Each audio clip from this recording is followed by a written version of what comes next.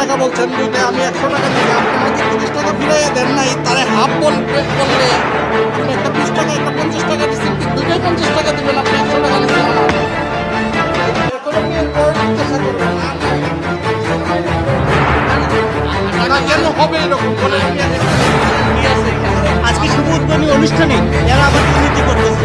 আমার বয়স তোর 4 বছর না, তাহলে দেখেন এখানে হলো 50 টাকা আর এখানে হলো 20 টাকা, তাহলে আমাকে 20 টাকা টিকিট দিয়ে কেন 50 টাকা নিলে? তারা তো ধরতে পারবে না, তারা তাহলে কিভাবে বুঝবে যে টিকিটটা আমাদের কাছে 20 টাকা 30 টাকা বেশি করে দিচ্ছে? ওখানে সেখানে কাছে টাকা আপনি কয় টাকা নোট দিয়েছে, কয় টাকা নোট দিয়েছে, একটু অপেক্ষা করেন। তাহলে তো এটা চেক করার দায়িত্ব। আমি চেক করতেছি ভাই যে ভাইরা সে কিভাবে ফসকে গেল। কত সময় তো বাচ্চা ছিল, যারা ছিল তারা বলতেছে তাদের সাথে বাচ্চা ছিল।